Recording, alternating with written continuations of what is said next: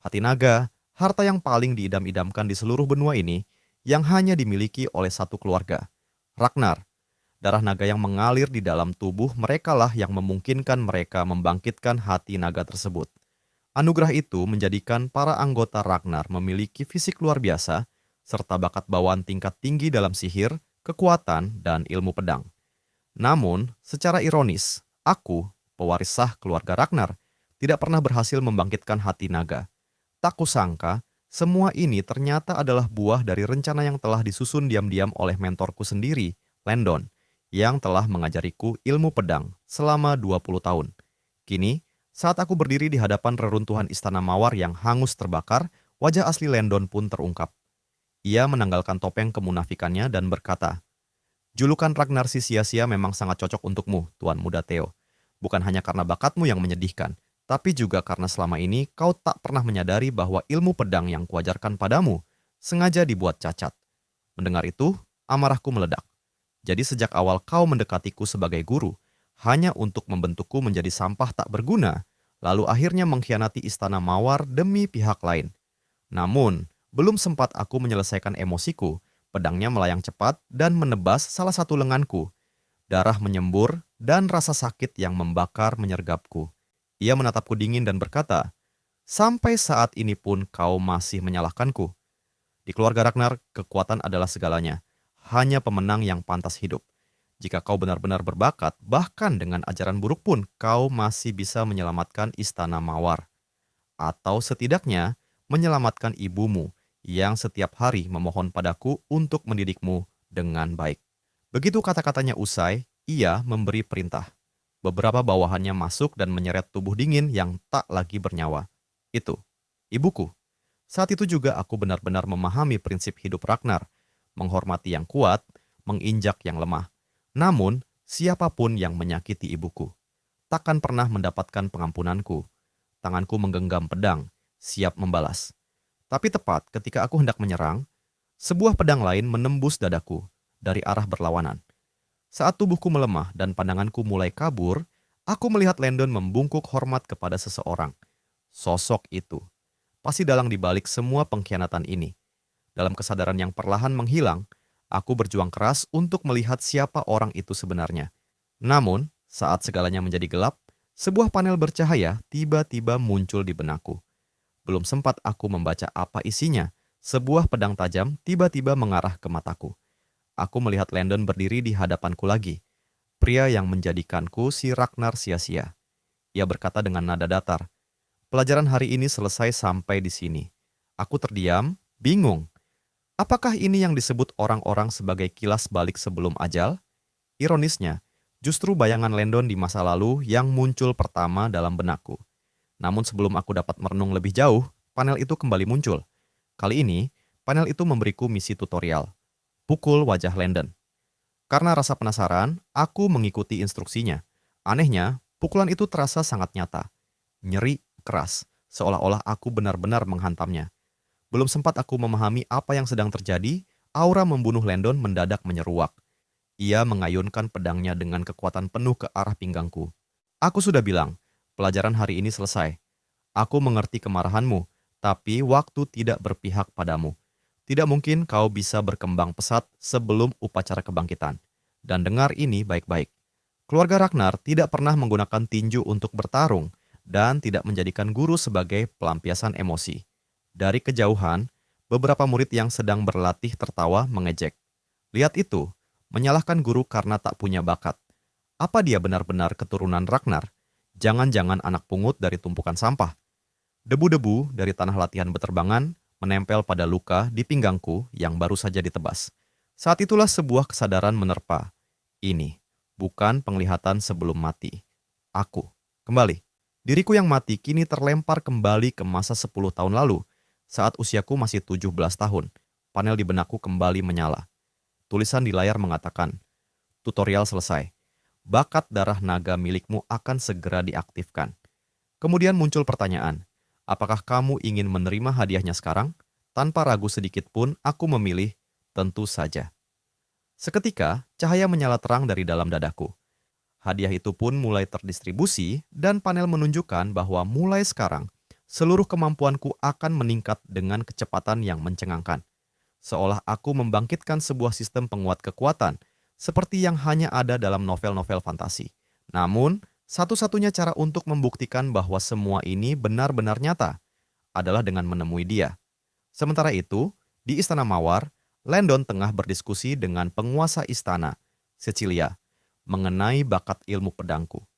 Dengan nada penuh kepura-puraan, ia berkata, "Aku akan memberikan yang terbaik agar Tuan Muda Theo tampil gemilang dalam upacara kebangkitan 5 bulan mendatang."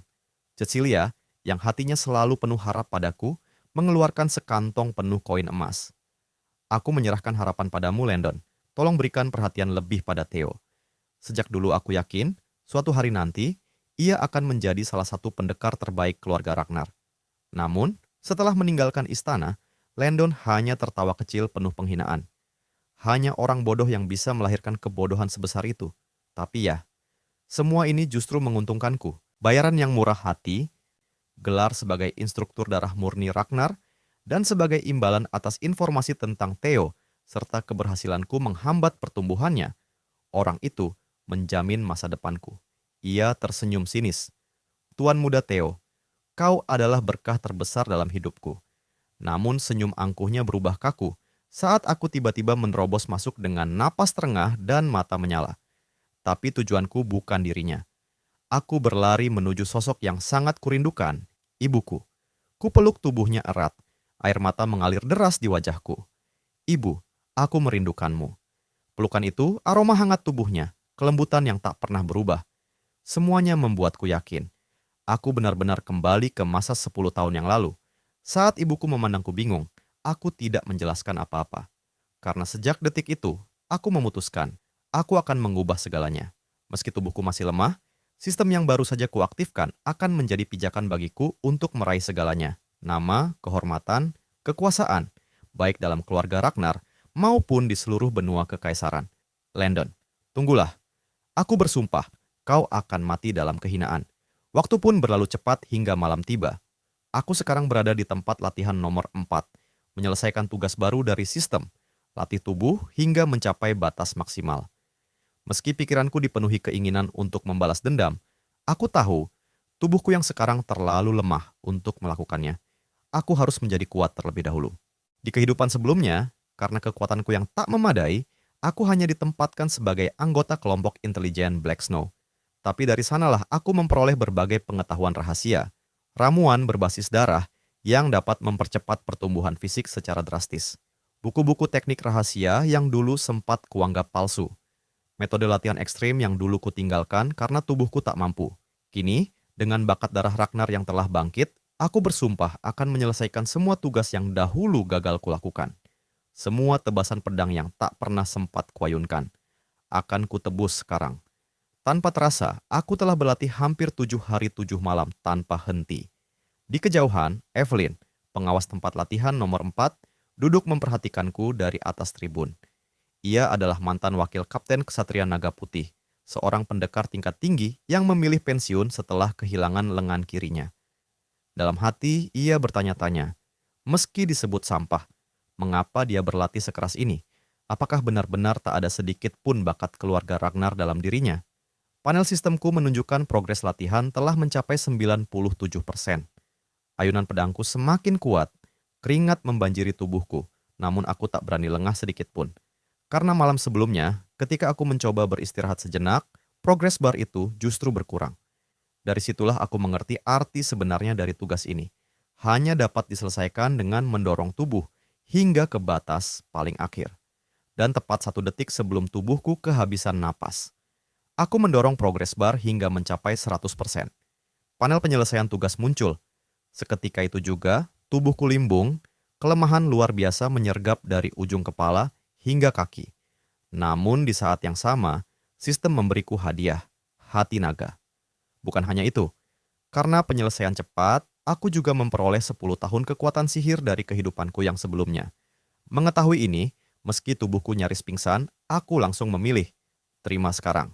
Detik berikutnya, gelombang kekuatan sihir yang luar biasa besar meledak masuk ke dalam tubuhku, membanjiri seluruh aliran darahku. Pemandangan itu mengejutkan Evelyn yang sejak tadi diam-diam memperhatikanku dari tribun. Dan tiba-tiba, aku terbangun di sebuah ruangan remang-remang. Kepalaku berat, tubuhku lelah, dan napasku masih tersengal. Setelah bertanya di mana aku berada, pintu perlahan terbuka dan Evelyn masuk ke dalam. "Jangan khawatir Tuan Muda Theo," katanya tenang. "Ini adalah ruang istirahat tempat latihan nomor 4. Tapi, meski Anda keturunan Ragnar, tubuh Anda tetap tidak akan sanggup menahan pelatihan sebrutal itu." Aku mengangguk pelan dan mengucapkan terima kasih atas bantuannya. Namun saat Evelyn menyerahkan secangkir air padaku, ekspresinya tiba-tiba berubah serius. "Namun, Tuan Muda, Anda harus tahu, menjelang upacara kebangkitan, keluarga Ragnar memiliki aturan ketat. Dilarang keras menggunakan kekuatan sihir secara pribadi tanpa izin." Mendengar itu, aku mengangguk. Benar, karena penggunaan sembarangan dapat menyebabkan kelebihan beban pada inti sihir, bukan? Evelyn menatapku dengan tajam. "Kalau begitu, Anda juga pasti tahu konsekuensi melanggar aturan ini, bukan?" Saat Anda kehilangan kesadaran tadi malam, aku merasakan gelombang sihir dari tubuh Anda. Apa mungkin Anda telah mengaktifkan inti sihir Anda? Tampaknya Evelyn menyaksikan momen saat aku mengklaim hadiah dari sistem hati naga tadi malam. Tapi aku masih punya cara untuk mengatasi situasi ini. Di kehidupan kali ini, aku telah membangkitkan hati naga. Dan tak mungkin aku gentar hanya karena ancaman hukuman dari pelanggaran tabu. Hati naga adalah inti kekuatan sejati. Ia mampu menyimpan energi sihir dalam jumlah luar biasa. Bagi para prajurit Ragnar yang memiliki darah naga, ini adalah impian tertinggi, sebuah jalan pintas menuju dominasi absolut. Sementara itu, bagi orang biasa yang tidak memiliki darah naga, letak inti sihir mereka adalah di perut bagian bawah. Jika seseorang memaksa menempatkannya di dada, itu akan menyebabkan kematian instan. Aku baru ingat satu hal penting. Evelyn adalah sosok yang dikenal karena prinsipnya yang tak tergoyahkan. Baginya, keadilan lebih tinggi dari kekuasaan. Ia tak peduli siapa yang berdiri di hadapannya, kuat atau lemah, bangsawan atau rakyat biasa. Justru karena ketegasannya itu, gelarnya sebagai instruktur utama pernah dicabut oleh penguasa istana. Maka aku berkata dengan nada tegas, seperti layaknya seorang pewaris utama.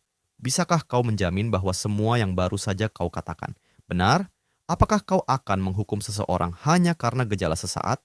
Dan jika kau salah menilai, bisakah kau menanggung akibatnya?" Aku menatapnya lurus. "Jangan lupa, aku pemegang hak waris utama keluarga Ragnar." Evelyn tak mundur. Ia menatapku dengan sorot tajam, lalu berkata, "Entah aku akan dieksekusi karena kesalahan penilaian atau tidak, aku tetap harus melakukan pengujian sekarang." Seketika, aura sihir keluar dari telapak tangannya. Ia mencoba merasakan resonansi dari inti sihirku, yang seharusnya terletak di perut bagian bawah. Tapi tidak ada reaksi. Dalam pandangannya, aku belum membangkitkan inti sihir. Beberapa detik kemudian, Evelyn perlahan berlutut di hadapanku. "Tuan Muda, aku telah salah menilai. Aku bersedia menebusnya dengan nyawaku." Ia tak menyadari bahwa hati naga bisa disembunyikan sesuai kehendak pemiliknya. Artinya, aku bisa menyembunyikan seluruh kekuatan sihirku kapan saja. Kenyataan bahwa manusia bisa menggunakan hati naga sendiri baru akan ditemukan beberapa tahun mendatang. Maka, wajar Evelyn tak mengetahui bahwa aku telah membangkitkan kekuatan luar biasa itu. Melihatnya bersimpuh di depanku, aku sempat merenung. Memiliki seseorang seperti Evelyn berutang budi padaku bukanlah hal buruk. Aku pun berkata, "Tak apa, kau hanya menjalankan tugasmu sebagai penjaga aturan." Lalu kutambahkan dengan nada tulus. "Dan di dunia ini, berapa banyak orang yang rela mempertaruhkan nyawanya demi menegakkan kebenaran? Kerja bagus, Evelyn." Waktu pun bergulir. Beberapa hari berlalu. Selama hari-hari itu, Landon masih mengajarkanku dengan metode lama yang sama menyebalkannya. Dari kuda-kuda hingga teknik ayunan pedang, semuanya terasa aneh dan tidak sinkron. Akhirnya, untuk menghentikan sandiwara ini, aku mendapat ide.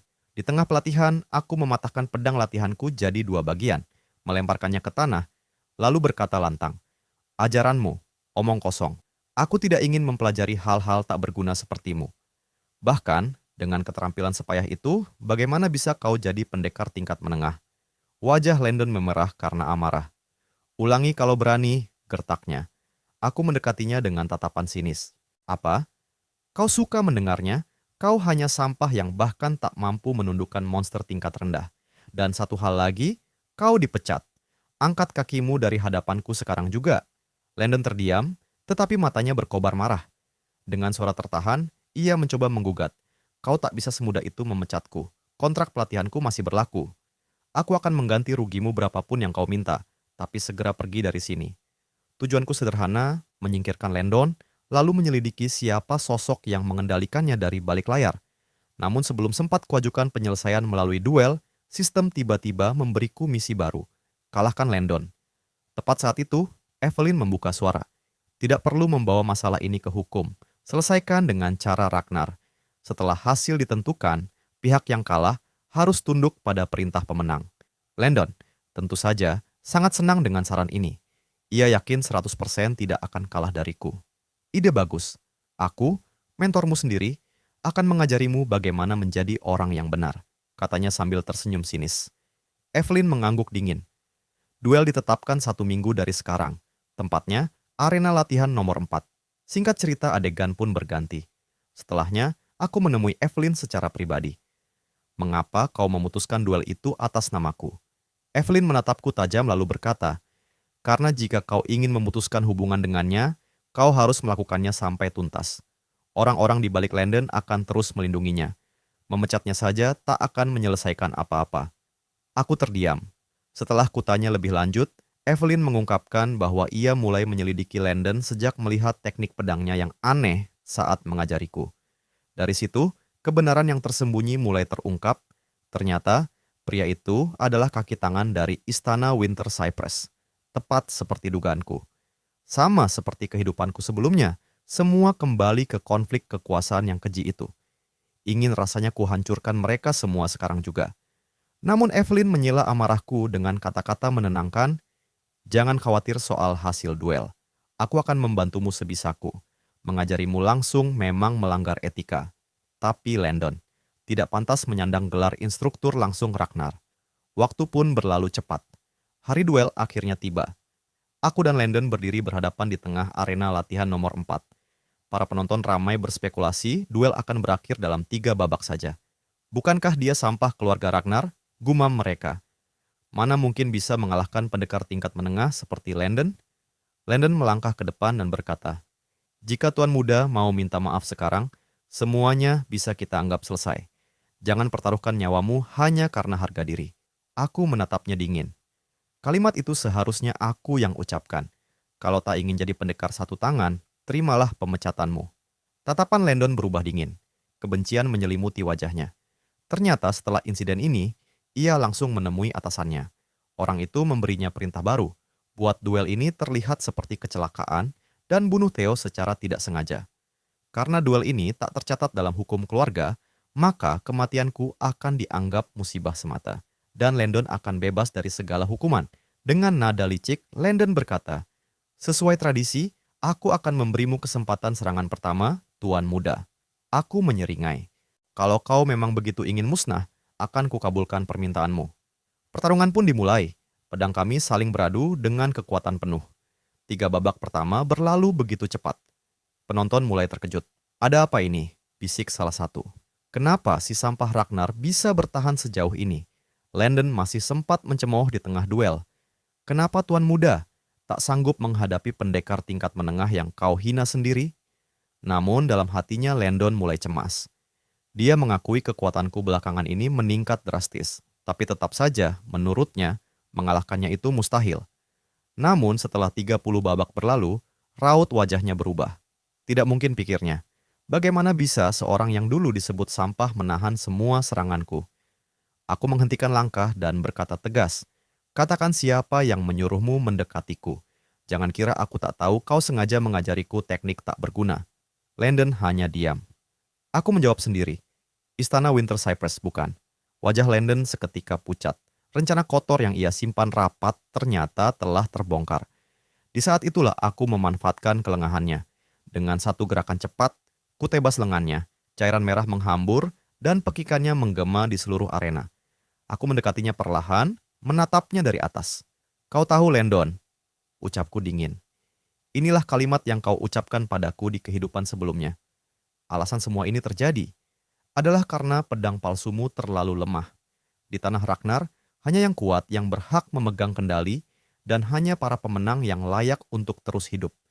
Maka tanpa ragu, aku menyelesaikan duel itu dengan tanganku sendiri, menuntaskan tugas yang ditetapkan oleh sistem. Namun rupanya karena aku melampaui target yang diminta, sistem memberiku tawaran hadiah tambahan. Tanpa curiga, aku menekan tombol terima. Tapi di saat itulah sebuah tekanan luar biasa tiba-tiba menghujani dari atas kepalaku. Sesosok bayangan meluncur turun dari langit, menghantam tanah latihan dengan kekuatan yang menggetarkan. Tanah retak batu-batu beterbangan, dan energi sihir menyembur ke segala arah. Aku menoleh ke belakang, dan saat itulah aku dibuat terkejut. Sosok itu adalah salah satu dari 9 naga keluarga Ragnar. Dialah naga sihir, sekaligus kapten dari Ksatria Naga Putih saat ini. Kenapa dia ada di sini? Sejak kapan dia menyaksikan duel ini? Kerumunan penonton pun diliputi keterkejutan. Semua tahu, kekuatan naga sihir bukanlah sesuatu yang bisa dianggap remeh. Evelyn yang berdiri tak jauh dariku bergumam kesal, apa Uri harus masuk dengan cara seperti ini? Sekarang aku harus membersihkan kekacauan lagi. Biasanya, 9 naga hanya akan muncul secara tiba-tiba jika terjadi dua hal. Invasi binatang sihir atau kejahatan serius dalam keluarga. Namun di sini tidak ada binatang buas dan juga tidak ada pelanggaran aturan.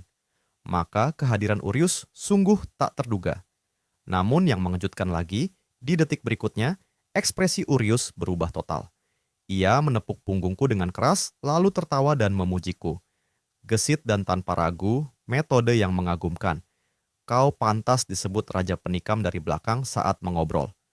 Namun setelah berpikir sejenak, Urius mengoreksi ucapannya. Gelar itu kurang cocok. Lagi pula, Landon memang pantas diberi pelajaran. Ternyata, bukan karena duel itu ia datang.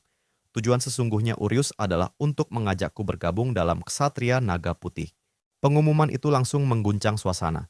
Seorang sampah seperti aku diundang oleh Tuan Urius untuk masuk ke timnya. Bukankah upacara kebangkitan belum dimulai? Tidakkah ini terlalu gegabah? Tanpa inti sihir yang aktif, Urius tak bisa menilai potensiku sepenuhnya. Ada banyak orang yang hebat dalam ilmu pedang, tapi lemah dalam kekuatan sihir. Namun, sebelum orang-orang sempat mencerna semuanya, aku hanya memberikan 3 kata sebagai jawaban. Aku menolaknya. Penolakan itu membuat Urius terdiam sesaat, lalu ia mencoba menyelamatkan wajahnya dengan alasan cepat sebelum meninggalkan tempat itu. Tidak butuh waktu lama, insiden ini menyebar ke seluruh penjuru kota Ragnar. Mereka yang dulu meremehkanku mulai mengganti sebutan dari sampah Ragnar menjadi Tuan Muda. Kabar ini bahkan sampai ke istana cemara musim dingin. Tuan Emil tampak benar-benar resah. Ini masalah besar. Si sampah itu benar-benar membunuh Landon. Bagaimana dengan rencana kita ke depan? Seseorang berdiri di belakangnya, menenangkan. Tidak perlu khawatir. Landon hanyalah pendekar pedang tingkat menengah palsu. Orang itu adalah Edward, saudara Emil, juga salah satu dari 9 naga, yakni naga punggung. Namun yang meresahkan Emil bukan kematian Landon, melainkan dampak berantai dari duel itu. Sekarang, bukan hanya naga sihir yang mulai memperhatikannya, tetapi Evelyn pun telah turun tangan secara pribadi untuk melatihnya.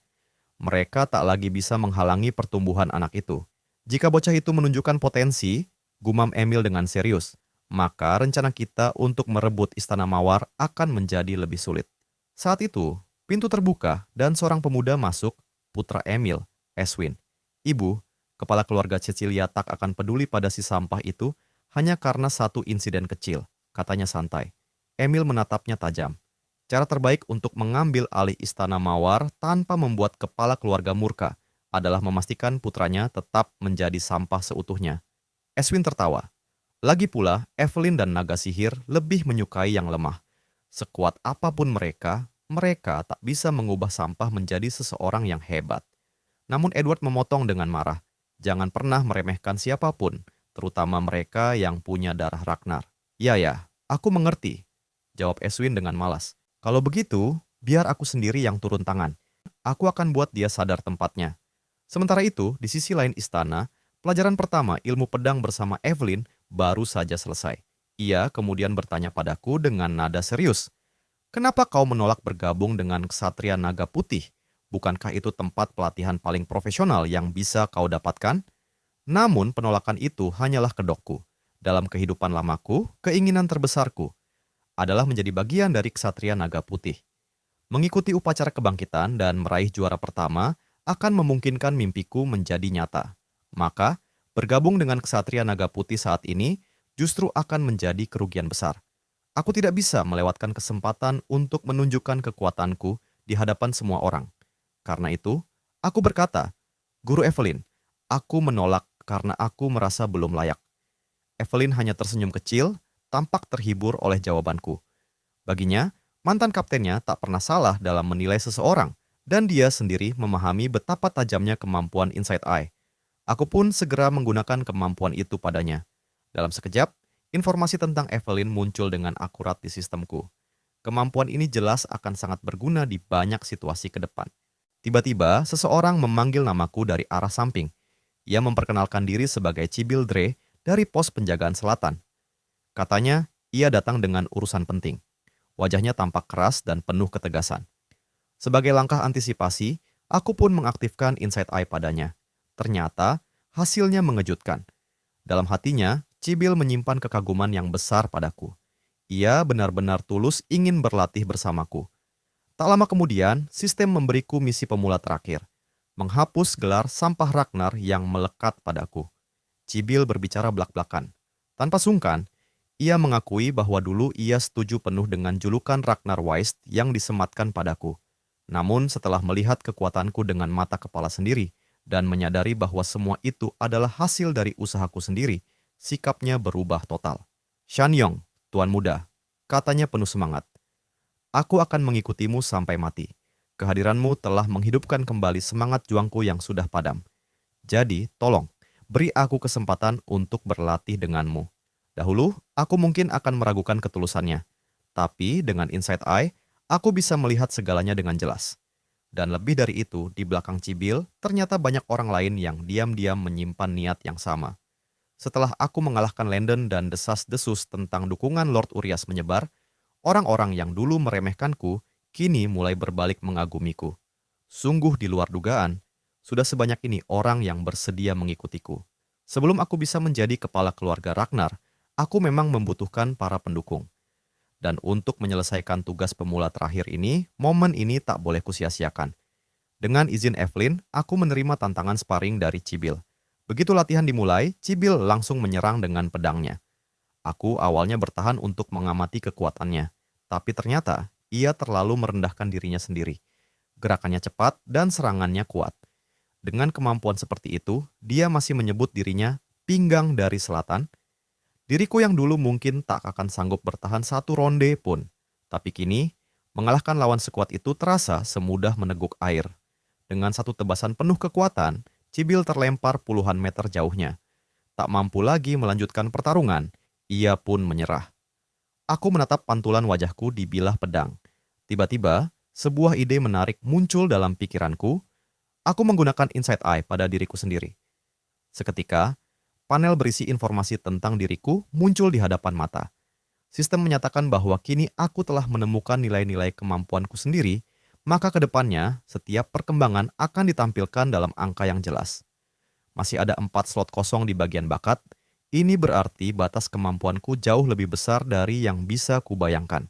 Dengan terus menyelesaikan tugas dari sistem, aku akan bisa mendapatkan keempat bakat tersembunyi itu. Berkat Heart of Dragon dan kekuatan sihir dari kehidupanku sebelumnya, tingkat sihirku sudah cukup tinggi. Tapi ada satu hal yang sangat mencolok, nilai keberuntunganku. Angkanya negatif. Aku mulai bertanya-tanya, apakah ini akibat kutukan? Tapi di saat yang sama, itu juga menjelaskan penyebab utama dari semua kesialan di kehidupanku yang lalu. Aku harus segera menemukan cara untuk meningkatkannya. Sementara itu, Evelyn yang melihat perkembangan pesat muridnya hanya bisa tersenyum bangga. Baginya, ini adalah awal yang sempurna. Di tanah Ragnar, di mana kekuatan menjadi hukum, hanya ada 2 reaksi terhadap kekuatan. Kekaguman atau kecemburuan. Dan orang-orang yang hadir di sini menunjukkan yang pertama. Mereka kini semua menghormati Tuan Muda. Aku bersiap melanjutkan latihan bersama mereka. Rasa penasaranku memuncak. Bakat apa yang akan kudapat setelah menyelesaikan tugas pemula terakhir ini? Namun yang kudapatkan jauh lebih mengejutkan. Setelah mengalahkan lawan berikutnya, sistem mengungkapkan sebuah informasi khusus. Jika aku mengalahkan seseorang yang memang ingin berlatih denganku dan mendapat pengakuan dari mereka, nilai keberuntunganku akan meningkat.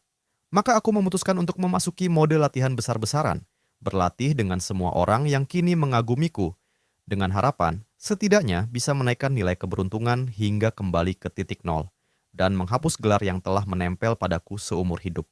Namun, betapa terkejutnya aku. Meski benar bahwa nilai keberuntunganku meningkat sesuai harapan, setelah hampir 20 pertarungan, progres tugas itu baru naik 1%. Jika dugaanku benar, orang-orang yang baru saja kukalahkan itu kemungkinan besar telah benar-benar mengagumiku dari lubuk hati mereka. Sepertinya, untuk menyelesaikan misi ini, aku butuh lawan yang masih meremehkanku, atau lawan yang jauh lebih kuat. Tepat saat itu, terdengar suara langkah berat dari seseorang yang mengenakan zirah logam, mendekat dari arah depan. Dengan tenang, dia berkata, "Sekarang giliranku untuk belajar darimu." Melihat sosoknya, aku langsung terperangah. Begitu pula dengan yang lainnya, yang tampak terintimidasi hanya oleh kehadirannya. Dia adalah Wellington Nasio, salah satu dari 4 bangsawan utara. Dikenal sebagai singa perak, ia adalah jenius sejati dalam dunia ilmu pedang. Aku datang untuk merasakan sendiri gaya bertarung keluarga Ragnar sebelum upacara kebangkitan, katanya sopan. Mohon maaf atas kedatanganku yang tiba-tiba, Tuan Muda Theo. Mendengar ini, aku segera mengaktifkan Inside Eye padanya. Dan hasilnya jelas, tidak ada niat jahat dalam hatinya. Ia sungguh-sungguh datang karena ingin berlatih denganku setelah mendengar reputasiku. Terlepas dari apakah latihan ini akan membantuku menyelesaikan misi, bisa berduel dengan salah satu bangsawan pedang dari utara adalah kesempatan luar biasa. Bahkan jika aku kalah, aku akan tahu sejauh mana kekuatanku saat ini. Kami saling melempar senyum, lalu bersamaan melepaskan serangan penuh kekuatan. Awalnya kupikir ini akan menjadi duel panjang. Namun dalam sekejap, ledakan keras mengguncang tempat latihan, memadamkan segala dugaan itu. Ketika debu mereda, semua orang terdiam dalam keterkejutan.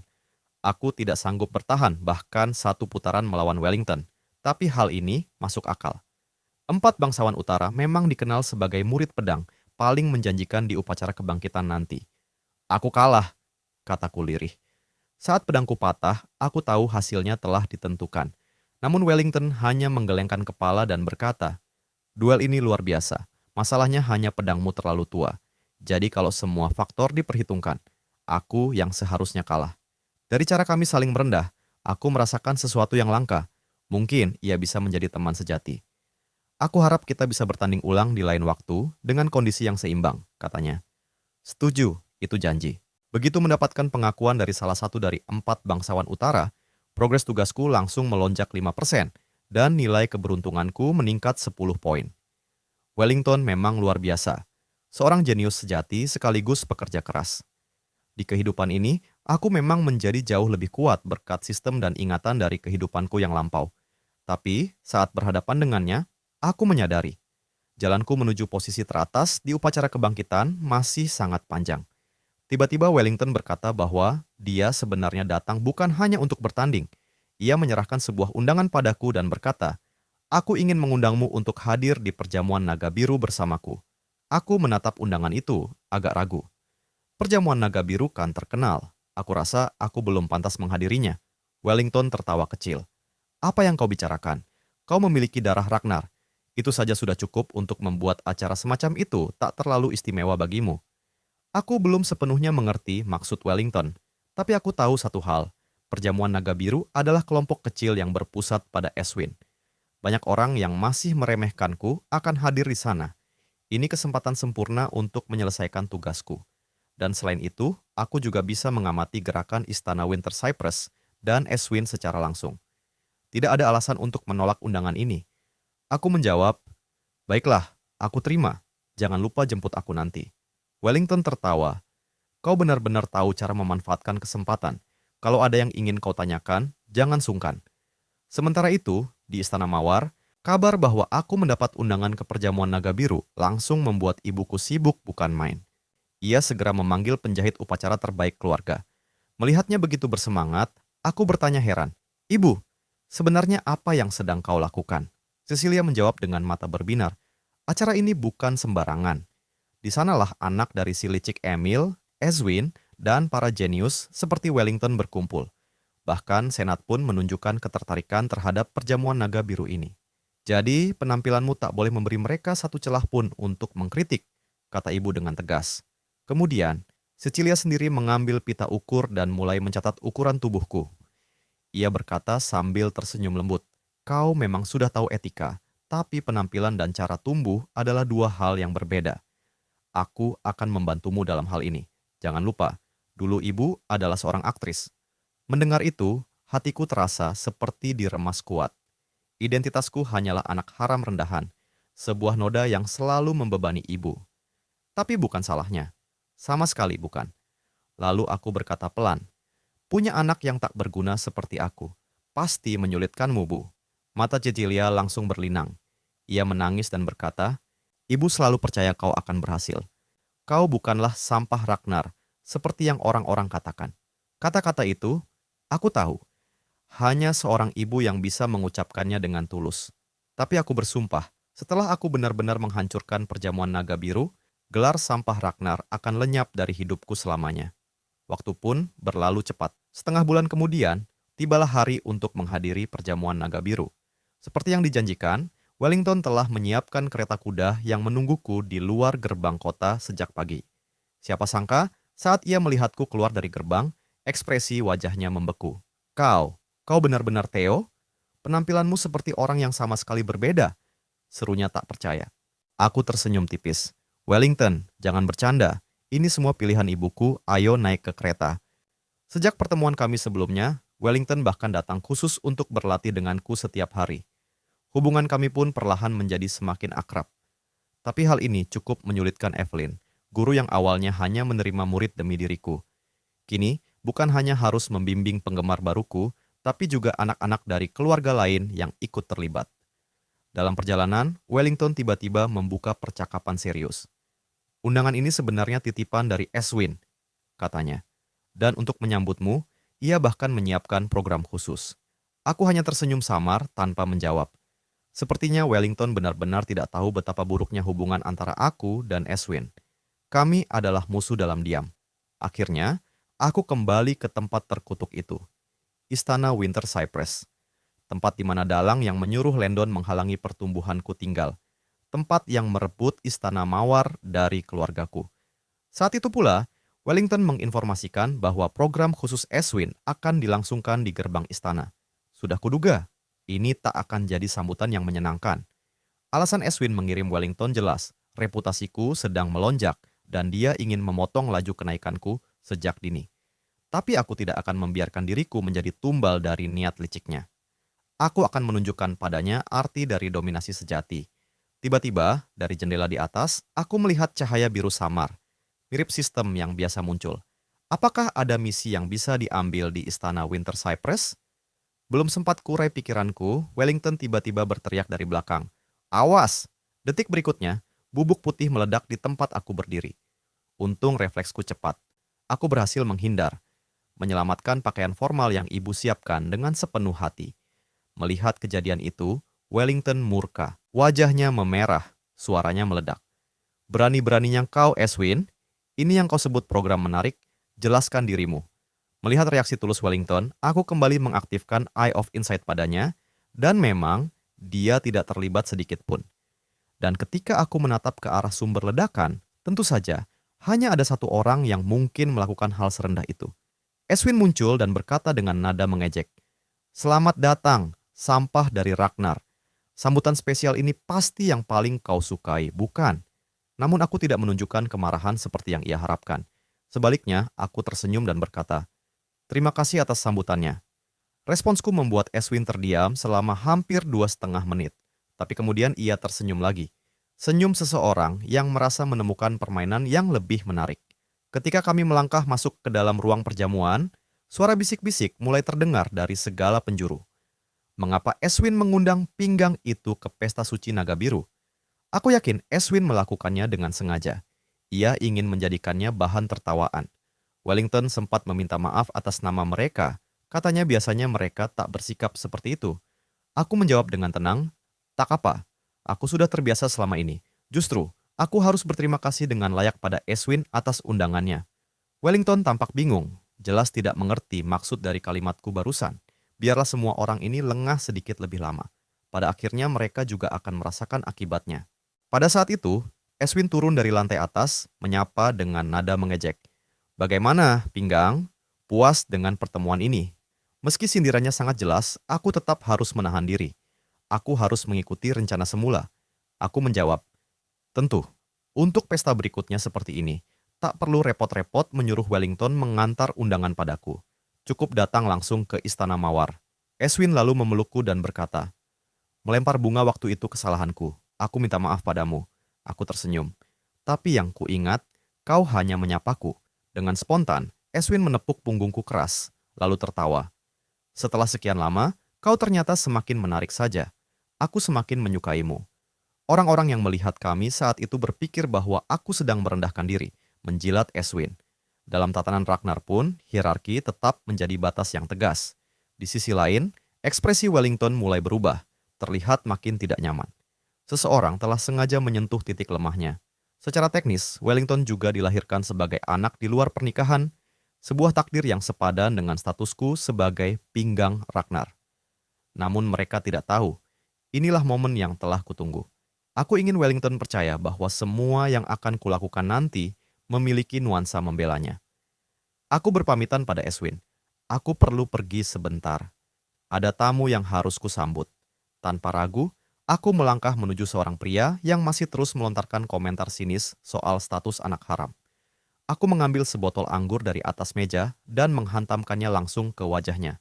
Saat dia masih berusaha bangkit untuk melawan, aku menendang dagunya dengan keras. Kau sebut siapa sampah?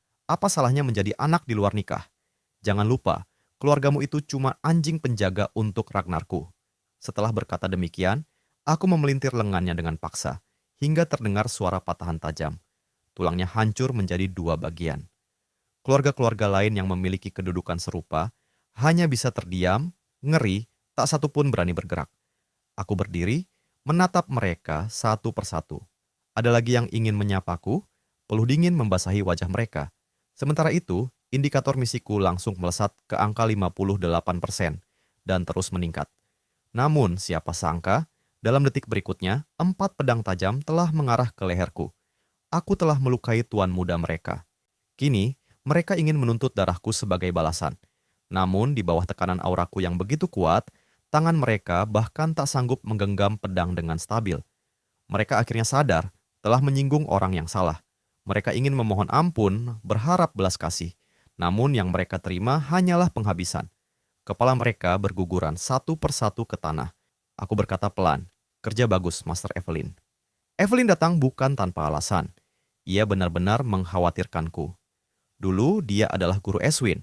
Ia tentu paling mengenal watak muridnya itu. Apalagi kemarin naga ajaib sempat bicara padanya, bahkan membawakan seragam resmi dari pasukan ksatria naga putih. Ia menaruh harapan besar padaku, dan karena itulah ia bersikeras untuk melindungiku.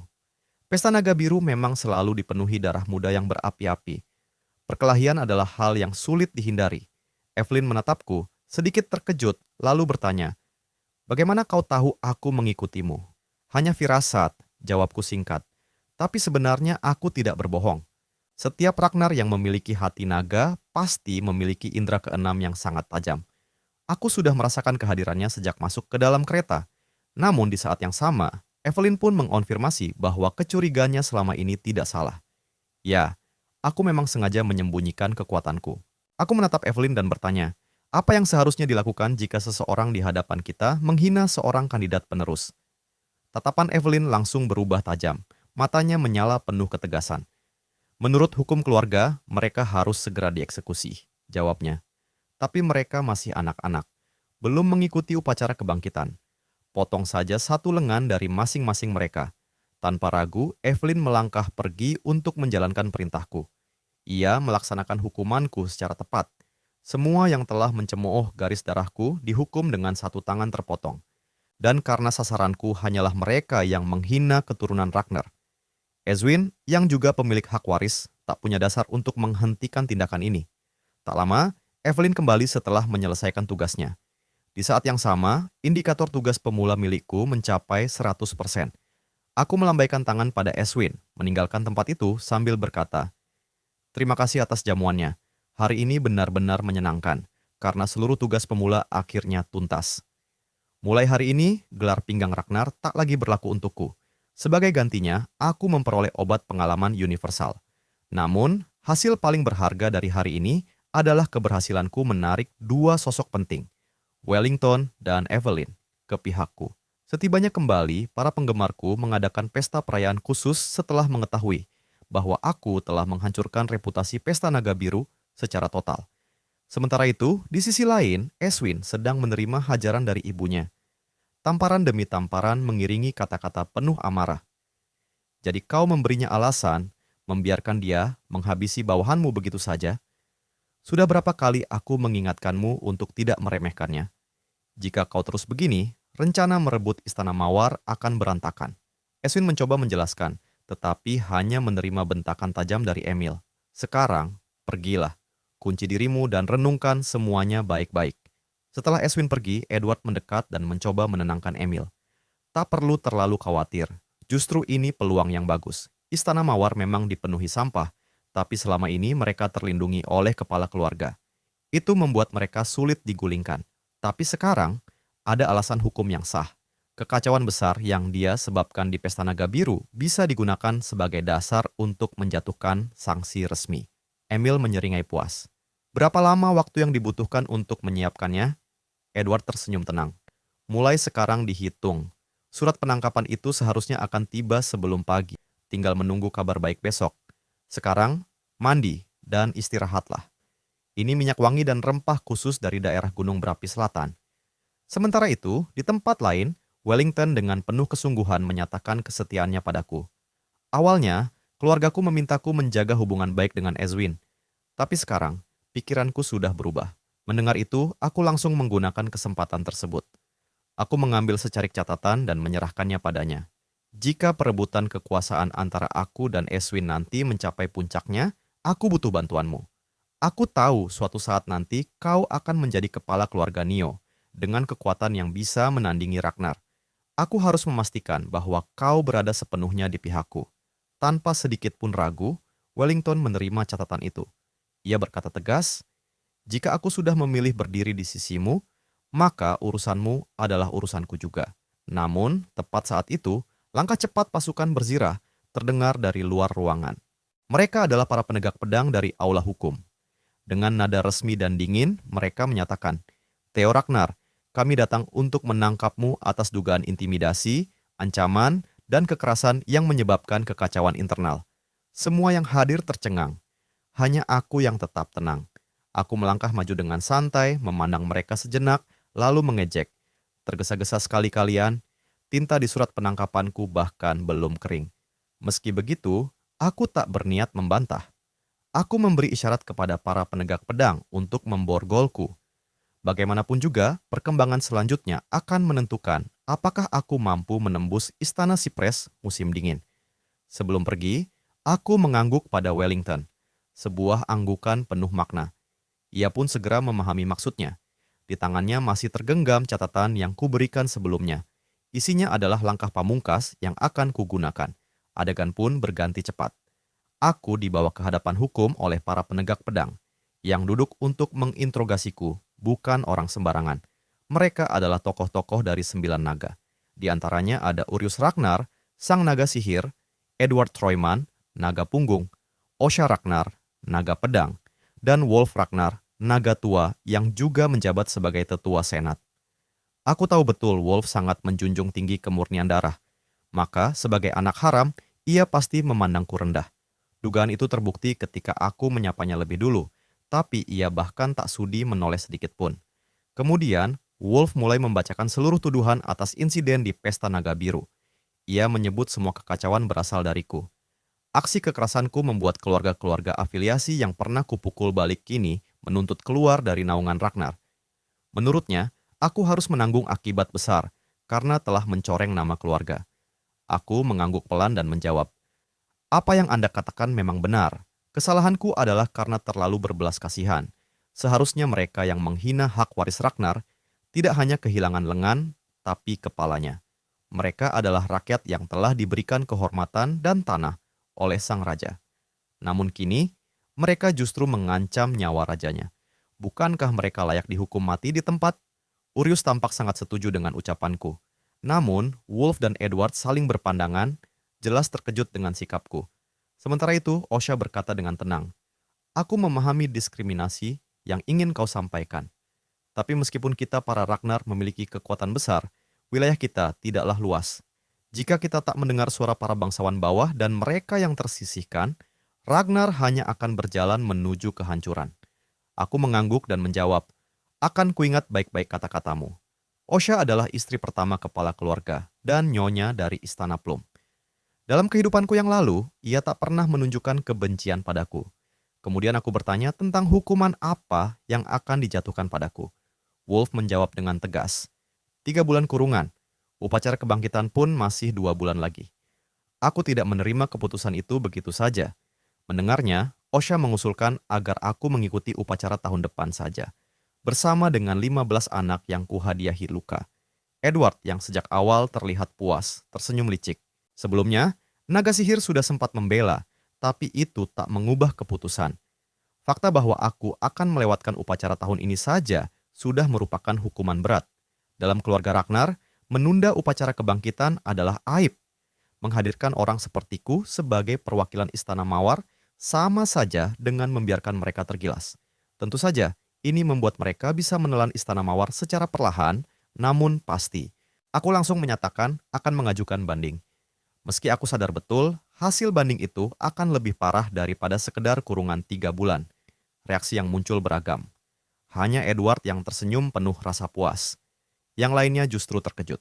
Bahkan Urius bertanya dengan heran, apakah aku paham apa arti banding di keluarga Ragnar? Tentu, jawabku tenang. Di Ragnar, tempat di mana yang kuat menentukan hukum, banding berarti perang. Siapapun yang menang, ialah yang membawa kebenaran. Wolf mencibir dan menilai keputusanku sebagai bentuk arogansi. Dengan kekuatanmu yang sekarang, kau tak akan mampu menahan gabungan 15 keluarga. Tentu saja aku tahu itu. Namun, justru disitulah kuncinya. Perang ini akan naik ke level berikutnya. Perang lewat perwakilan. Dalam situasi seperti ini, ketika kekuatan terlalu timpang, akan digelar duel antar utusan untuk menentukan kemenangan. Urius tampak kecewa. Ia berkata lirih, "Sebagai terdakwa, kau hanya bisa menunjuk dirimu sendiri sebagai wakilmu. Sedangkan dari pihak Winter Cypress Palace, paling buruk, mereka akan mengirimkan Ezwin, si jenius pembangkang. Itu berarti kekalahanmu hanya soal waktu. Kau pikir Evelyn atau aku akan bertarung untukmu? Jangan bermimpi." Namun, yang tidak mereka ketahui, pertarungan perwakilan itu hanyalah umpan. Pertunjukan yang sebenarnya baru saja dimulai. Pada titik ini, Wellington dan Evelyn seharusnya telah menyelesaikan tugasku dan mendapatkan bukti yang cukup untuk menjatuhkan para penghuni Istana Sipres musim dingin. Saat aku mengira semua akan berjalan sesuai rencana, sebuah kejadian tak terduga tiba-tiba terjadi. Pintu di belakangku terbuka dengan keras oleh seseorang yang masuk tergesa-gesa.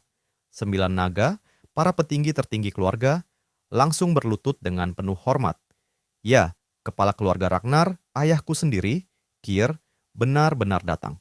Aku pun segera berlutut satu lutut dan menyapa. Murid pedang tingkat pemula memberi hormat kepada kehadiran sang Dewa Naga. Pada saat yang sama, sistem menampilkan misi plot baru. Misinya, menguasai Istana Sipres musim dingin dan mengungkap rahasianya. Melihat misi ini, aku langsung teringat cahaya biru misterius yang kulihat saat pesta naga biru terakhir. Betapa cerobohnya aku telah melupakan hal sepenting itu. Tampaknya benar, Istana Sipres menyimpan sesuatu yang mencurigakan. Namun, ini bukan waktu untuk memikirkannya. Yang harus kupikirkan sekarang adalah bagaimana menghadapi ayah. "Aku sedang lewat dan mendengar kabar tentangmu," ucapnya datar. "Tampaknya cukup rumit. Jadi, kau benar-benar yakin ingin melanjutkan sidang kedua dengan duel perwakilan?" Aku menjawab dengan penuh keyakinan. "Iya." Ayah terdiam sejenak, lalu berkata, "Aku tak bisa menjadi wakilmu dalam duel itu." Jelas ini adalah ujian darinya. Maka aku pun menjawab sesuai harapannya. "Aku tidak punya yang disebut wakil. Duel ini akan kujalani sendiri. Aku tahu peluang kalahku besar. Tapi tanpa mencoba, bagaimana bisa tahu apakah anakmu ini lebih memilih mati daripada menyerah?" Mendengar jawabanku, ayah langsung tertawa keras. "Kalian semua dengar? Tak ada kata-kata yang lebih pantas keluar dari mulut seorang pewaris Ragnar. Aku menyukai sikapmu. Maka, sebagai kepala keluarga, aku akan mengujimu sendiri. Jika kau bisa bertahan dari satu tebasan pedangku, semua tuduhan akan kuampuni. Tak ada alasan bagimu untuk menolak. Keluar sekarang juga. Tiba-tiba, suara protes terdengar dari belakang ayah. Yang mulia, ini terlalu terburu-buru, ucap Edward panik. Ia tahu bahwa jika aku benar-benar bisa bertahan dari satu serangan ayah, maka statusku sebagai pewaris akan diakui secara resmi. Itu adalah sesuatu yang tak bisa ia biarkan terjadi. Sebagai upaya menghentikan keputusan itu, ia menambahkan, sebagai bawahan, aku memang tak berhak mencampuri urusan ayah dan anak. Tapi, sesuai aturan keluarga, namun, sebelum kalimatnya selesai, ayah menatap tajam dan berkata, "Jadi kau merasa keputusan kepalaku keliru?" Edward langsung mundur dan berkata, "Saya paham, segalanya akan berjalan sesuai pengaturan Anda." Setelah itu, ayah mengalihkan pandangan ke Urius si naga sihir, yang sejak tadi hanya tersenyum diam di panggung. Ia tak berkata apa-apa karena terlalu senang bisa melihat kepala keluarga setelah sekian lama. Ayah pun mengerti pikirannya. Namun sekarang bukan waktu untuk membahas itu. Ia kembali menatapku. "Bagaimana, Nak? Kau tidak keberatan dengan keputusanku, bukan?" Rencana yang telah bergulir ke arah tak terhindarkan ini harus kuikuti. Tapi, di luar dugaan semua orang, aku menjawab satu kata, "Entraus." Ayah sempat tertegun mendengarnya. Aku melanjutkan, "Hasil hukuman dan hadiah ini tidak adil. Jika aku menang, aku seharusnya menerima hadiah yang jauh lebih besar. Lagi pula, ayah adalah sosok terkuat di benua ini. Bagaimana bisa kekuatanmu disamakan dengan lawan dalam duel perwakilan biasa?" Ayah menatapku dengan penasaran. "Lalu, hadiah apa yang kau inginkan?" Aku membalikkan tubuh dan menatap Edward dengan tatapan penuh niat buruk. Lalu ku jawab, "Aku ingin istana Sipres musim dingin." Ekspresi Edward langsung berubah murka. Wajahnya memerah seperti hendak meledak, seolah ingin merobekku menjadi dua di tempat. Sementara Wolf menggeleng, menganggapku terlalu sombong, dan yakin kesombongan itu akan menjadi kehancuranku. Namun, aku sudah benar-benar memahami karakter ayahku, dan seperti yang kuduga, ia mengangguk setuju. Ayah berkata, "Kalau kau ingin menjadi pewaris, setidaknya kau harus punya keberanian seperti ini. Sekarang ikut aku. Aku sendiri yang akan mengujimu, apakah kau layak atau tidak." Karena ayah mengira aku belum mampu menggunakan sihir, ia memilih pedang besi berkarat sebagai senjatanya. Namun, meski begitu, aura raja miliknya sama sekali tidak berkurang. Hanya dengan berdiri di sana, tubuhku, bahkan hingga ke tulang-tulangku, bergetar hebat tak terkendali. Sementara itu, Edward yang menonton di samping mulai memasang wajah puas. Ia yakin, sekuat apapun aku sekarang, aku takkan mampu menahan satu tebasan dari ayah. Tebasan yang bahkan pendekar pedang kelas tinggi pun tak sanggup hadapi. Namun, yang tidak ia tahu, sebelum naik ke panggung, aku telah meminum ramuan hadiah dari sistem dan mengalokasikan seluruh poin status yang bisa didistribusikan ke kekuatan fisik, meningkatkan kekuatanku 3 kali lipat dari sebelumnya. Dengan level kekuatan seperti ini, aku yakin bisa menahan satu serangan ayah. "Sudah siap?" tanya ayah singkat sebelum mengayunkan pedangnya. Dengan fokus penuh 100%, aku menangkap dengan jelas arah tebasan ayah dan segera mengambil posisi bertahan terbaik. Sedetik kemudian, tekanan luar biasa dari ayah menghantam tanah, membuat lantai sekitarku pecah dan terhempas ke udara. Namun, itu juga menandakan satu hal, aku berhasil. Aku bertahan dari tebasan ayah. Aku lulus ujiannya.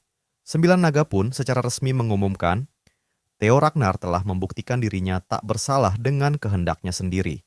Ayah menyeringai. Jarang sekali ia menemukan keturunan yang membuatnya tersenyum seperti ini. Ketika aku membuka mata, pemandangan sudah berubah. Aku terbangun dari pingsan. Ibu duduk di sampingku, wajahnya penuh kekhawatiran.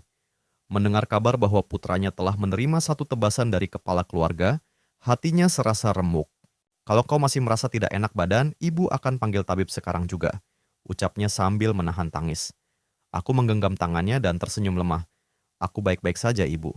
Tapi, kita ada di mana?" Urius menjawab lebih dulu dari ibu, "Ini adalah istana Sipres musim dingin.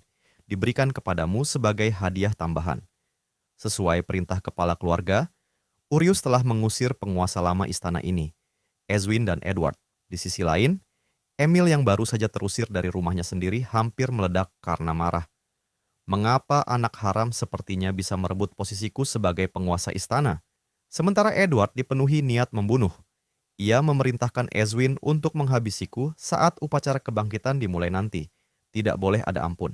Setelah memastikan ibu dalam keadaan aman, aku pergi ke ruangan tempat cahaya biru itu muncul terakhir kali. Dan tentu saja, kunci biru yang kumiliki menjadi syarat untuk membukanya. Tiba-tiba, sistem muncul lagi. Kamu telah menemukan dungeon tersembunyi. Hadiah, pengalaman bertambah 2 kali lipat saat berada dalam dungeon. Walau ini tampaknya hanya bagian dari misi, tetap saja, tak masuk akal ada lubang tanpa dasar tersembunyi di dalam istana Sipres. Tapi aku tak peduli. Ini adalah kesempatan emas untuk menjadi lebih kuat. Aku tak boleh melewatkannya.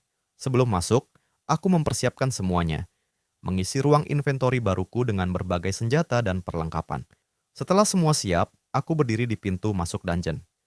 Petualangan dungeon pertamaku pun dimulai. Tak lama kemudian, suara geraman menggema dari kegelapan, sekitar 100 meter dari mulut gua. Seekor serigala sihir melangkah keluar dari bayangan, air liurnya menetes, mata bersinar kelam. Ia langsung menerkamku. Untungnya, refleksku cepat. Aku mengangkat perisai dan berhasil menahan serangannya. Dalam hal kecepatan, aku memang kalah. Tapi dalam kekuatan frontal, aku tak akan mundur. Giliran seranganku. Aku menebas ke arah lehernya, tepat sasaran. Tapi kulit serigala sihir itu sangat keras.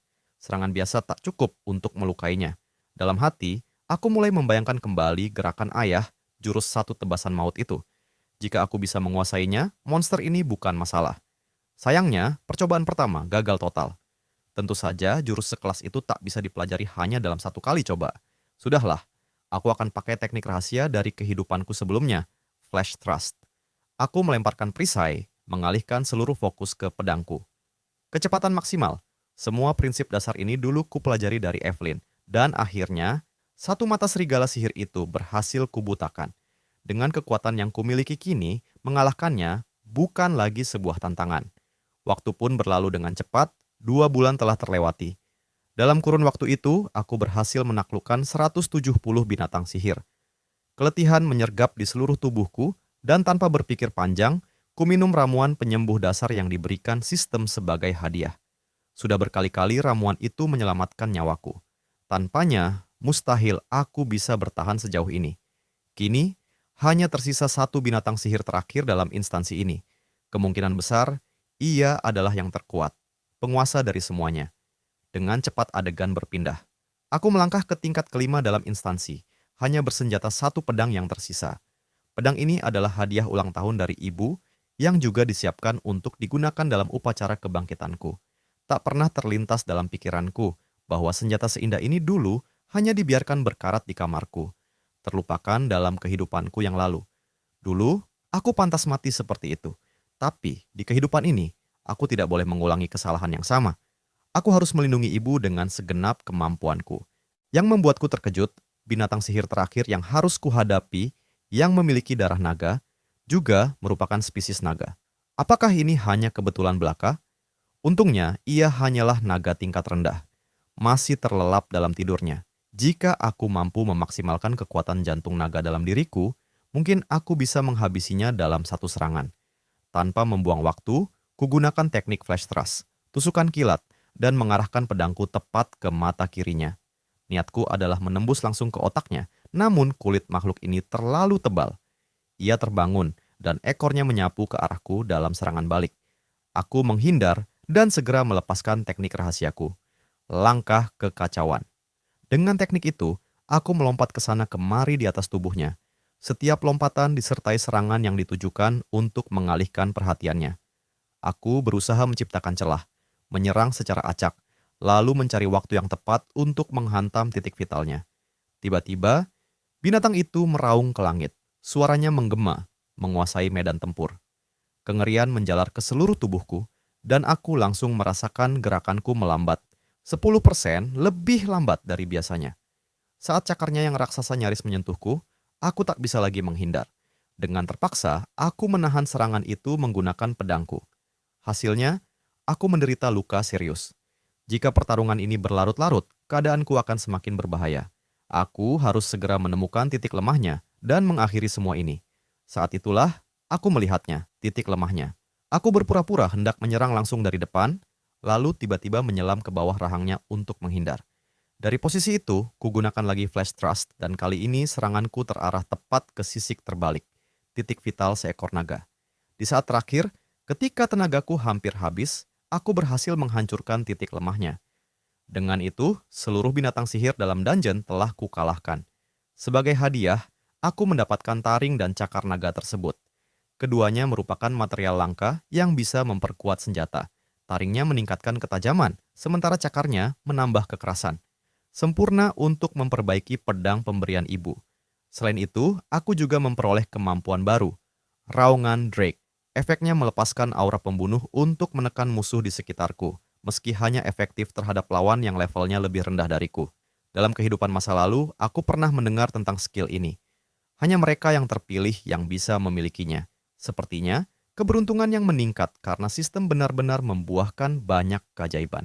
Namun, di antara para pejuang kuat yang tak terhitung jumlahnya di Ragnar, aku bertanya-tanya, apa dampak dari kemampuan ini bila dilepaskan di hadapan mereka? Tak lama kemudian, aku juga menerima hadiah misi alur cerita, Kompas Sarang. Fungsinya belum kupahami sepenuhnya, namun besar kemungkinan akan berkaitan erat dengan misi selanjutnya. Sudahlah. Tak perlu kupikirkan sekarang. Aku ingin pulang dan tidur nyenyak. Aku butuh istirahat. Namun, tepat saat itu, suara seorang pelayan terdengar dari belakang. Tuan Muda Theo, ada masalah. Harap segera ke tempat latihan keempat. Akan ada perkelahian kelompok. Setelah mendengarkan penjelasannya, barulah aku tahu. Selama aku berlatih di dalam instansi, kabar tentang kekuatanku yang mampu menahan satu tebasan kepala keluarga telah menyebar luas. Sejak saat itu, nyaris setiap hari ada orang datang untuk menantangku bertarung. Dan tentu saja, di antara mereka, ada pula yang sengaja datang untuk memancing keributan. Mereka mengejek dengan lantang. Sudah berapa kali kami datang kemari? Mengapa kami bahkan tidak bisa melihatnya sekali saja? Jangan-jangan pemuda yang kalian banggakan itu sebenarnya pengecut, takut keluar dan bertarung? Namun Cibil tak tinggal diam menghadapi orang-orang arogan yang hanya pandai bicara. Ia menyelesaikan mereka satu persatu hanya dengan satu pukulan. Jika kalian bahkan tak bisa mengalahkan kami, para bawahannya, pantaskah kalian menantang tuan muda kami? Katanya dingin. Namun, tidak semua yang datang adalah lawan yang mudah. Ada juga yang datang dengan kekuatan luar biasa. Mereka adalah Horus Lanca, salah satu dari 4 penguasa utara, yang dikenal dengan julukan Beruang Hitam, dan juga Rai dari Ragnar, dijuluki Pendekar Pedang Es. Horus muncul sambil berseru lantang, "Di mana Theo Ragnar? Panggil dia, aku menantangnya bertarung." Rai juga datang, khusus untuk mencariku dan menguji kekuatannya. Karena keduanya tidak mau mengalah, konflik pun tak terhindarkan. Lawan yang sudah kalah tak berhak berdiri di depanku. Namun Horus membalas dengan amarah. Sehari saja cukup untuk membuat kekuatanku berubah. Sudah 3 tahun berlalu, aku telah jauh melampauimu. Walau begitu, Rai tetap menyebutnya sebagai lawan yang sudah kalah. Seakan masa lalu tak bisa dihapus. Akhirnya Horus menyarankan, bagaimana kalau kita bertarung dulu? Yang menang berhak bertarung dengan Theo lebih dulu. Ketegangan meningkat, pertarungan besar nyaris pecah. Untung saja Wellington datang dan berhasil menghentikan mereka. Jika tidak, tempat latihan keempat mungkin akan hancur. Dan itu berarti mereka harus berhadapan dengan kemarahan Evelyn, yang terkenal tak kenal ampun. "Kalau kalian ingin bertarung, biar aku carikan tempat yang lebih cocok," kata Wellington tenang. Namun Horus malah berkata, "Kau datang tepat waktu. Aku malas bertarung dengan dia. Bagaimana kalau kau saja yang melawanku?" Sementara itu, aku memutuskan untuk datang melihat keributan ini, sekaligus menguji kemampuan baruku, Raungan Drake. Saat aku tiba di tempat latihan dengan skill itu aktif, aura membunuh yang terpancar dari tubuhku begitu kuat, sampai membuat mereka yang levelnya jauh lebih rendah dariku jatuh pingsan dan berbusa di mulut. Wellington terkejut melihat perubahan yang kualami selama pelatihan tertutup. Tapi kehadiranku justru membuat darah Horus mendidih. "Inten membunuhmu, benar-benar menakutkan. Kau pria yang menarik," katanya, sebelum melompat dengan pedang besarnya dan menyerangku dengan penuh keyakinan. Tapi, yang tak ia duga, aku menangkisnya dengan mudah. Bahkan serangannya terpental balik, membuat tubuhnya terlempar puluhan meter ke belakang. Horus terpana. Ia tidak menyangka serangannya bisa diblokir begitu saja, dan lawannya tetap berdiri tanpa ekspresi, seolah belum mengeluarkan tenaga sesungguhnya. Aku sendiri cukup terkejut. Meski aku tahu Horus tidak terlalu menonjol dari sisi kecerdasan atau teknik, namun keluarga Lanka dikenal memiliki kekuatan fisik yang luar biasa sejak lahir. Dalam hal kekuatan mentah, mereka tidak takut siapapun. Itulah yang membuat Horus mampu menjadi salah satu dari 4 penguasa utara. Saat serangannya kembali kuhalau, aku meluncurkan tusukan kilat, Flash Thrust, yang telah kulatih dengan mati-matian dalam instansi. Seranganku menghantam celah pertahanannya dan ia tak sempat bereaksi. Semua latihanku tak sia-sia. Meski yang kukalahkan hanyalah yang terlemah dari 4 penguasa, kemenangan ini menjadi bukti bahwa aku telah cukup kuat untuk menantang 3 lainnya. Bahkan, aku mungkin bisa merebut peringkat tertinggi dalam upacara kebangkitan. Saat kulihat Horus tak kunjung bangun, aku sempat khawatir kalau aku terlalu kuat menghantamnya. Untung saja, ia hanya pingsan sementara. Sorak-soraya menggema di sekelilingku. Tuan Muda Theo mengalahkan penguasa utara, si beruang hitam. Itu pun dalam satu serangan. Aku buru-buru berkata, dia masih hidup, ia hanya pingsan. Namun, sebelum selesai bicara, ku dengar suara retakan. Pedang di tanganku patah menjadi 2 bagian. Pedang pemberian ibu, benar-benar rusak. Tuan Muda Theo, seru seseorang. Satu tebasan dan pedang pun hancur. Aku hanya bisa menghela napas. Pedang ini dibuat untuk upacara kebangkitan. Pasti aku akan dimarahi ibu sepulang nanti. Namun, di antara keramaian itu, pandanganku bertemu dengan seseorang. Ia berdiri tak jauh dariku, menatapku tanpa berkedip. Sejak awal, matanya hanya tertuju padaku. Saat masih kecil, Ri pernah menerima kehangatan dari seorang anak lelaki di tengah badai salju. Anak itu menggenggam tangannya, membimbingnya pulang, dan berkata, "Aku akan mengantarmu pulang setelah salju ini berhenti." Orang yang ia ingat, orang yang selama ini ia tunggu, ternyata adalah aku. Pada akhirnya, Rai tidak memilih untuk mendekat. Tidak juga berlatih bersamaku, bahkan sekedar menyapaku pun tidak. Setelah meninggalkan sebuah senyuman, ia berbalik dan meninggalkan arena latihan. Sekilas senyum itu tertangkap oleh mata Wellington, yang langsung memunculkan rasa penasaran dalam dirinya. Adegan pun berganti, aku telah kembali ke istana Winter Cypress, membawa pulang julukan baru, Macan Kilat. Para pelayan bersorak menyambut gelar itu, memujiku dan memintaku mempertahankan semangat ini hingga upacara kebangkitan tiba. Sementara itu, ibu, dengan tangan sendiri, menyajikan hidangan penuh di atas meja. Namun, yang terbaik belum muncul. Beberapa saat kemudian, ibu membawa masuk sebuah baskom besar, berisi daging abalon premium. Ia tahu akhir-akhir ini aku kelelahan, jadi ia menambahkan berbagai bumbu bernutrisi untuk membantuku memulihkan tenaga menjelang upacara kebangkitan. Tapi, yang terus terlintas dalam pikiranku adalah betapa selama ini ibu selalu penuh semangat, perhatian, dan tanpa pamrih. Di kehidupan masa laluku, aku justru sering mengabaikannya. Bahkan kerap beradu argumen. Aku tidak pernah benar-benar memahami betapa besar keinginannya untuk mencurahkan kasih sayang padaku. Aku pun berkata, "Terima kasih Bu, masakanmu enak sekali." Usai makan, aku memberanikan diri menceritakan tentang pedang yang patah. Aku sudah siap dimarahi, tapi yang terjadi justru sebaliknya. Ibu sama sekali tidak marah. Ia malah menyalahkan sang pandai besi yang membuat pedang itu. Katanya, ia sudah dengan jelas memesan pedang dengan bahan Snow White Key dan Black Segment Wood. Seharusnya, pedang itu tidak akan pernah patah seumur hidup. Barulah saat itu aku menyadari, pedang pemberian ibu ternyata adalah barang istimewa. Pedang itu memang bagus, tapi aku tak pernah menyangka kualitasnya setinggi itu. Black Segment Wood adalah material aneh yang hanya tumbuh dengan memakan besi. Wujudnya lentur seperti kayu, namun keras melebihi baja. Aku pun bertanya dari mana ibu mendapatkannya. Jawabannya mengejutkanku, tapi ibu merasa ditipu dan berkeras hendak menuntut pertanggungjawaban untuk membuatkan pedang baru demi persiapan menghadapi upacara kebangkitan. Aku mencoba menyela, mengatakan bahwa aku bisa memakai pedang lain. Tapi dengan tegas ibu menolak. Semua orang kini telah melihat kekuatanmu. Di saat-saat seperti ini, kau harus benar-benar memperhatikan dirimu sendiri. Tanpa menunggu lebih lama, ibu berbalik menuju pintu. Ia berkata akan segera pergi menyelesaikan urusan ini. Aku pun bertanya di mana tempat pandai besi itu berada.